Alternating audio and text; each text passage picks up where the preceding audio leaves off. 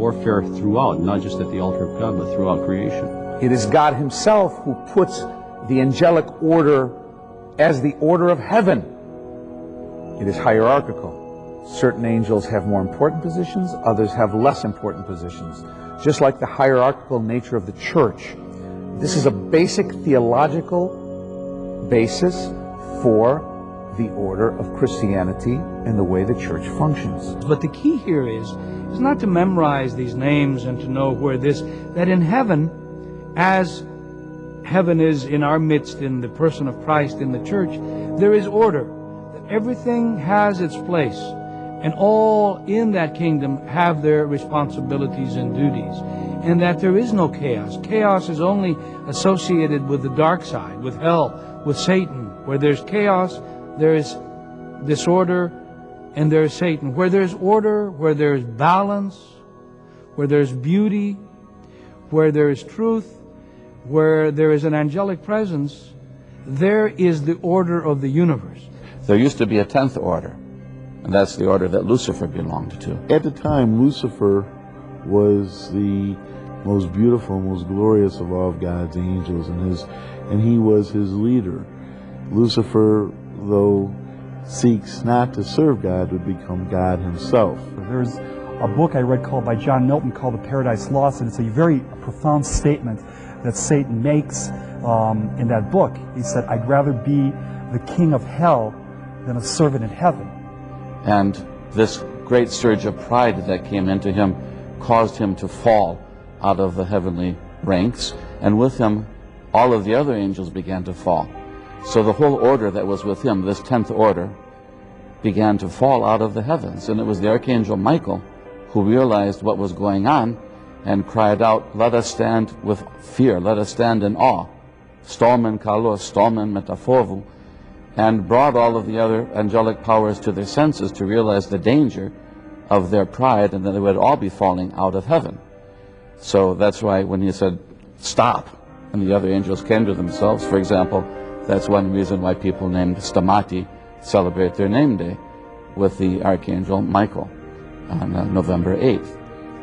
He was the one who brought all of them to their senses so that not all of the angels fell. So there was this huge revolt in heaven, and Michael and the other good angels were the ones who combated Lucifer and the evil angels. As far as a spiritual battle, the battle of the angels, the fall of Lucifer, that battle is unimaginable. Number one, we're talking about the spiritual realm, not the physical realm. We know how gory the physical realm can get. Those who have fought in wars, those who have seen others die, know how bad it can get here on earth. But when we're talking with pure spirits, it's simply something unimaginable. As Michael is battling Lucifer, Satan, he keeps yelling, "Who is like God?" And interestingly enough, Michael's very name means, "Who is like the Lord?"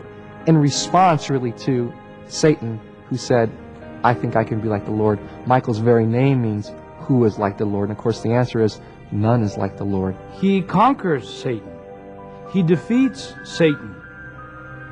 And he sends him and his legions of rebellious angels into the abyss, into Hades, into hell, in the bottomless pit of fire. The consequence was that, in some sense, humanity was created later, mankind, and in a way, we take the place of that order that fell out of heaven. And that's why the demons are so determined to destroy us, because they're especially jealous that we seem to have taken their place. And it's a battle that goes on to this day. Yes, Lucifer was expelled from heaven, he and his forces, but that battle, that spiritual battle between the darkness and the light, good and evil, exists to this day. It's the unseen warfare. Now the question may arise is, well, why did God entrust so much to the Archangel Michael?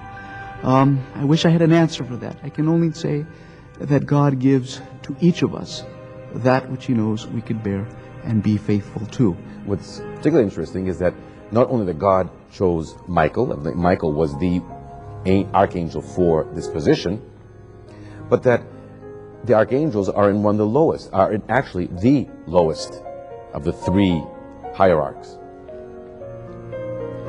So by choosing Michael, it reminds us that each of us has a position that is entrusted to us by God. And that there are times in life when we are called upon to fulfill that position. And some fulfill it faithfully, and some do not fulfill it faithfully. And perhaps that's wherein the mystery lies. He knew that Michael would be faithful to his every command. Michael wouldn't give in to the lie that ultimately Lucifer would. And so don't be surprised when he comes knocking at the door of your heart to give you a message and to make you one of his messengers. So why he chose Michael? Because in his wisdom, he knew that Michael would be able to carry this out. And in his wisdom, he knows that you can carry something out for him too. And you just have to open your heart to that.